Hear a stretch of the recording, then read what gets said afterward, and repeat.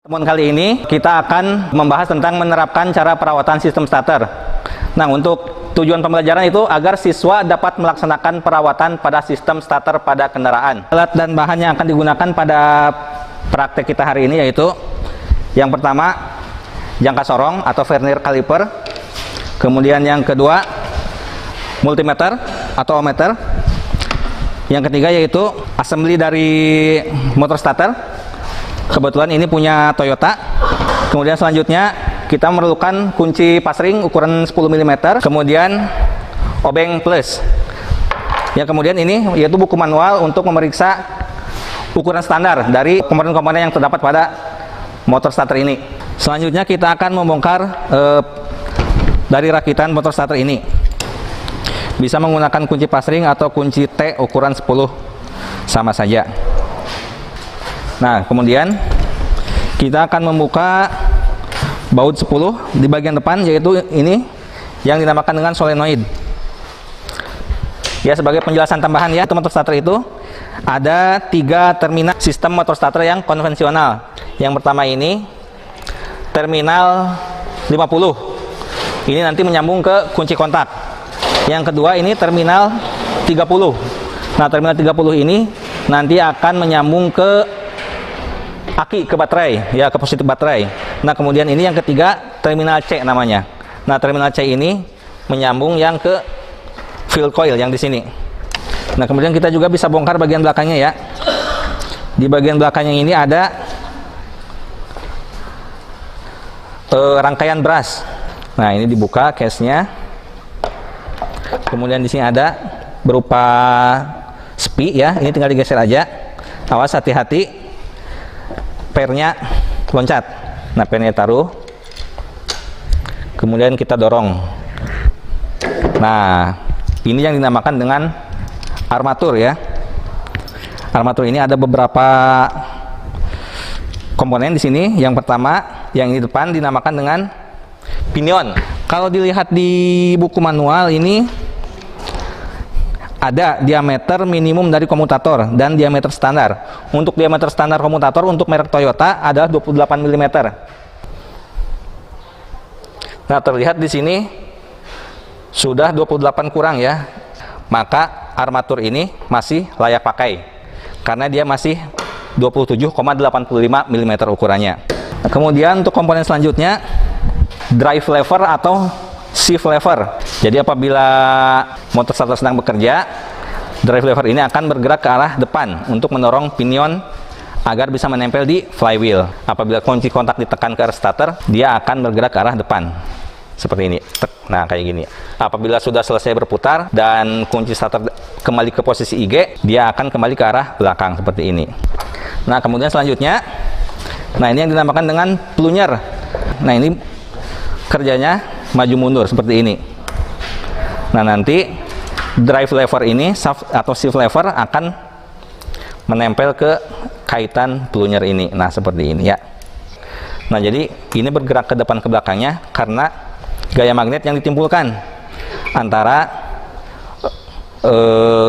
terminal 50 dengan ini terminal C. Nah, jadi apabila kunci kontak diputar ke arah ST starter, terminal 50 ini akan menyambung ke arah terminal C ya, sehingga menimbulkan medan magnet yang akan menarik plunger ke arah dalam. Nah, seperti ini ya. Nah, selanjutnya, nah ini ya 4 buah ini yang dinamakan dengan field coil. Nah, medan magnetnya bukan seperti medan magnet pada motor starter biasa ya. Jadi medan magnet di sini ditimbulkan dari, nah kemudian yang komponen selanjutnya ini ada 4 buah. Nah, ini yang dinamakan dengan brush. Fungsinya untuk mengalirkan arus listrik ke arah komutator. Nah, sehingga membuat armatur berputar di dalam motor starternya. Nah, untuk pemeriksaan brush itu sendiri ada ukuran standarnya. Panjang sikat standar itu 14 mm, kemudian minimalnya 8 mm. Oke, mari kita lanjutkan ke pemeriksaan dari armatur ya. Kalau tadi kita sudah memeriksa tentang diameter dari komutator ini. Jadi alat yang diperlukan yaitu ini multimeter atau avometer atau ohmmeter. Kemudian kita putar setelannya ke arah ohm ya untuk mengukur kontinuitas. Jadi antara segmen satu dan segmen lainnya itu harus menyambung, jadi ada kontinuitas. Nah, coba kita tes yang ini ya.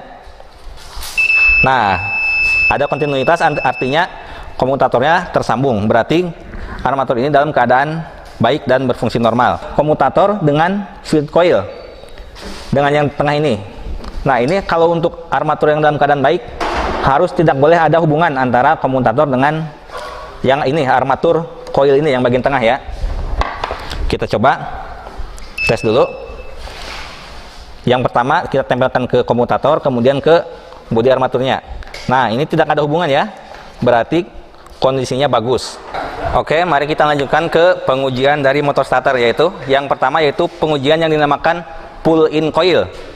Pull-in coil yaitu kemampuan dari solenoid ini atau magnetic switch untuk menarik plunger. Oke, yang pertama masa kita sambungkan. Nah, baut dari terminal C kita buka ya. Kemudian kita sambungkan terminal 30 ke baterai. Nah, terminal C ini kita sambungkan ke masa ya. Nah, kemudian terminal 50 ini kita sambungkan ke kutub positif. Kita coba. Kita cek dulu rangkaiannya. Nah, bisa ya. Nah, berarti solenoidnya ini bekerja secara normal. Nah, selanjutnya yang dinamakan dengan pengujian hold-in coil, yaitu kemampuan dari solenoid untuk mempertahankan posisi plunger belakang, yaitu posisi seperti ini. Nah, apabila hold-in coil, maka si pinion ini akan terus berada di depan selama tombol starter ditekan. Kita coba ya. Kita tempel ke sini. Nah, kemudian ini masanya dicabut. Nah, terlihat posisi pinion tetap berada di depan. Selanjutnya kita akan melaksanakan pengujian tanpa beban. Nah, untuk pengujian tanpa beban, kita masukkan kembali kabel ke terminal C. Nah, kemudian dari terminal 30 kita sambungkan ke positif baterai. Nah, terminal 50 kita sambungkan ke positif. Terlihat bahwa motor starter bisa berputar ya. Oke, selanjutnya kita akan melaksanakan pengujian dengan beban, yaitu pengujian pada saat motor starter sudah terpasang di mesin.